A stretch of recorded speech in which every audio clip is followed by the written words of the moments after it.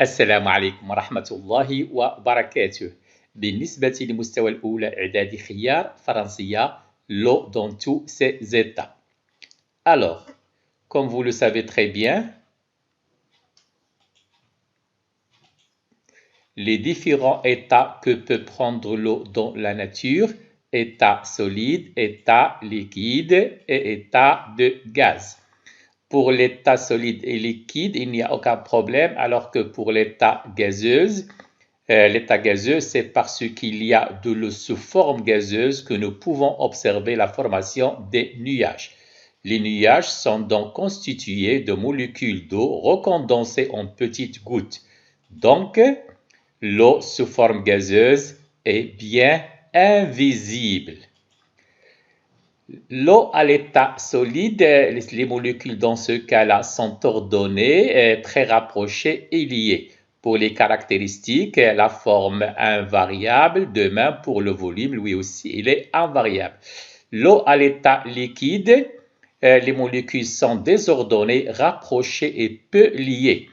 Pour les caractéristiques, la forme, elle est variable, elle change, alors que le volume, elle est invariable. Alors que le cas de l'eau à l'état gazeuse, les molécules sont désordonnées, comme vous le constatez, espacées et très agitées. Pour les caractéristiques, forme et volume sont variables. Comme nous l'avons déjà dit, à l'état solide, les molécules d'eau sont soudées les unes aux autres et vibrent très faiblement, d'autant moins que la température de la glace est basse. L'état liquide, les molécules dans ce cas-là sont associées, c'est-à-dire faiblement attachées les unes des autres. Et enfin, troisième état gazeux, les molécules ne sont plus liées entre elles, elles sont animées de mouvements désordonnés. Alors, comme vous le savez très bien, pour le cas des changements d'état, l'eau peut changer bien sûr, passer d'un état physique à un autre état. Donc, le passage de l'état solide à l'état liquide, c'est ce qu'on appelle la fusion, c'est rare. De l'état liquide à l'état de gazeux, c'est la vaporisation, de l'état gazeux à l'état liquide, la condensation, et de l'état liquide à l'état solide, la solidification. Effectivement, donc le passage de l'état solide à l'état liquide, la fusion, l'inverse, ça sera la solidification. Ce passage, il demande de l'énergie, bien sûr de la chaleur, donc on doit fournir à l'eau de la chaleur. Le passage de l'état liquide à l'état gazeux est l'évaporation, l'inverse est la condensation. Ce passage, lui aussi, il consomme également de l'énergie. Le changement d'état de l'eau, on va essayer de le montrer effectivement. On va commencer par le passage de l'eau de l'état liquide à l'état gazeux. On va remplir notre casserole avec l'eau du robinet qui est à 13 degrés Celsius et je vais lui fournir de la chaleur, de l'énergie bien sûr. Donc il y aura consommation d'énergie. Effectivement, voilà, un peu de temps bien sûr. La température de l'eau va augmenter, effectivement. Donc on est maintenant à une température de 60 degrés Celsius, donc à l'ébullition, on observe de petites bulles d'air initialement dissous dans l'eau qui s'échappent de l'eau. Continuons bien sûr notre chauffage. Bien sûr, on a déposé notre casserole sur une plaque chauffante, voilà. L'eau maintenant, la température atteint les 80 degrés Celsius. En poursuivant le chauffage, l'eau entre en ébullition et on observe de petites bulles de vapeur, bien sûr, d'eau. Voilà, on les voit clairement, voilà.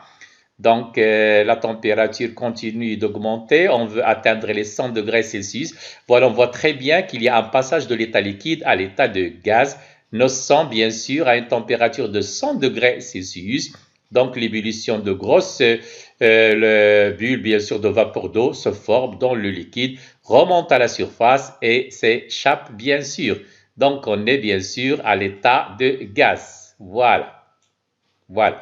Maintenant, on va faire passer l'eau, bien sûr, de l'état liquide à l'état solide. Je vais remplir ce verre avec de l'eau toujours à une température de 13 degrés Celsius. Je vais le déposer dans mon congélateur qui est à une température de moins 10 degrés. Voilà. C'est une simulation, muhakat. Donc la température diminue de l'eau dans le verre, voilà. On va atteindre dans un premier temps la température de 0 degré Celsius. Voilà, effectivement, on va voir que se passe-t-il. Effectivement, à 0 degré Celsius, donc l'eau a passé de 13 degrés Celsius à 0 degré Celsius. Donc le verre contient un mélange de glace et d'eau à l'état liquide. Continuons, bien sûr, on veut arriver à la température de moins 10 degrés Celsius. Voilà, un petit peu de temps, bien sûr. La température diminue, continue de diminuer, effectivement. Nous sommes maintenant à moins 10 degrés Celsius, donc une température inférieure à 0 degrés Celsius, l'eau gèle ou reste solide. Donc, on va placer notre eau à l'état solide à ce niveau-là. Donc, comme nous l'avons déjà dit, le passage de l'eau de l'état liquide à l'état solide, à l'état bien sûr solide, c'est la solidification. L'inverse, c'est la fusion, c'est-à-dire le passage de l'état solide à l'état liquide, c'est la fusion. Alors que le passage de l'eau de l'état liquide à l'état gazeuse, c'est la vaporisation. Et l'inverse, bien sûr, de l'état gazeuse à l'état liquide, c'est la condensation. Voilà.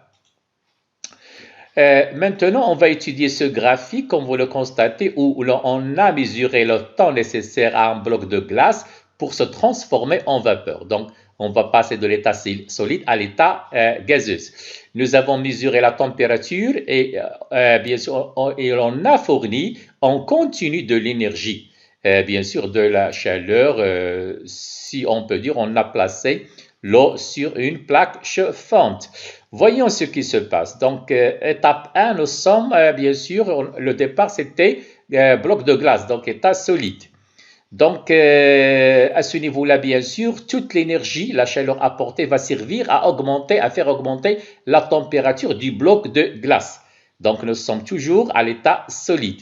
Deuxième étape, c'est l'étape solide plus liquide, bien sûr.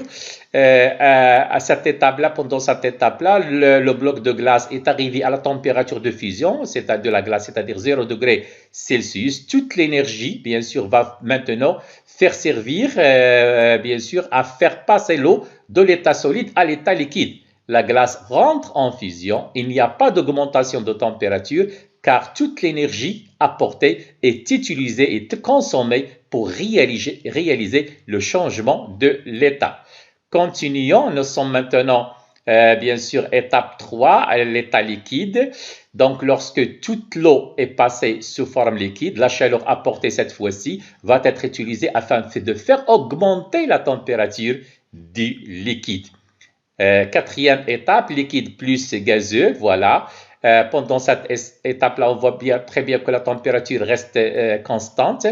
Donc, quand l'eau liquide atteint la température d'ébullition, c'est-à-dire 100 degrés Celsius, toute l'énergie, cette fois-ci bien sûr, la chaleur apportée, va être utilisée par les molécules d'eau afin de passer de l'état liquide à l'état de gaz.